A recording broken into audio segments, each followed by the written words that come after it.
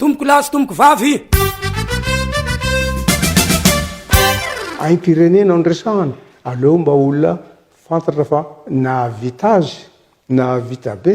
ary tsy nangalatra na vafy diventy aza tamin'ny kitapom-bola mpanjakana ary tsy nivarotra tanindrazana za naka ny tanin'ny colon ny sasany mamerina ny tanin'ny colon ho an'ny colon maka ny tanin'ny malagasy amidy amin'ny colon ho aizitsika ty za mangataka ny Ilze Pars tsisy nanampy ahy tamin'izany fotoana zany na iray aza na syndicat io na parti politique io na olotsotra zao vao mba misy miteny hoe angatahana takina ny Ilze Pars efa tsy tara loatra kanefa ela be zay tsy naheno tsy naharea anankiray mba niteny hoe andao ampiny ratsiraka nangataka zahay hoe océan Indien zone de paix démilitarisé dénucléarisé tsisy nanampy tamin'izany fotoana zany ka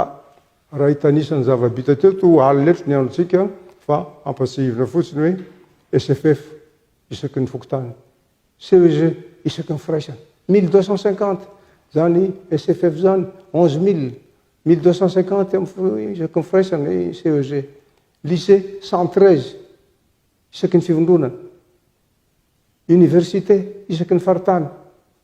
école nationale d'informatique any Fianaratsoa école normale niveau 3 eto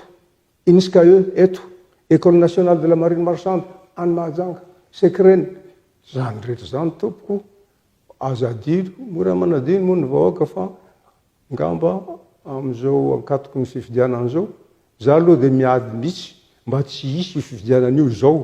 satria itera-doza ho an'ny firenena io raha tsy miteny a dia ohatrany hoe non assistance à pays en danger mangataka mihitsy amin'ny talao amin'ny mpanao politika rehetra ty tanindrazana rehetra betsaka ny fitaovam-piadina mandeha reny ampiasain-dalo reny andaotsika anao ny fampiavanam-pirenena natsangana ny CFN malaza koa tsy nanao ohatrany lovian-tsahony izy io jerepotsiny ohatrany ampondra mahita vato inonao tao andanina vola nefa eo tsy hitako zay zavatra vita inona fotsiny nametrahana azy ao anatin'ny lalam-panorenana inona fotsiny nanekenan'izany tao anatin'ny tombozotra raha ohatra ka tsy ampiarina zay hoe la tompoko sy tompoko lahy ry vahoaka malagasy fa raha sitrakareo ndotsika mbola hiara-iasa anavitra n'ity fireneny ity ka tsy ho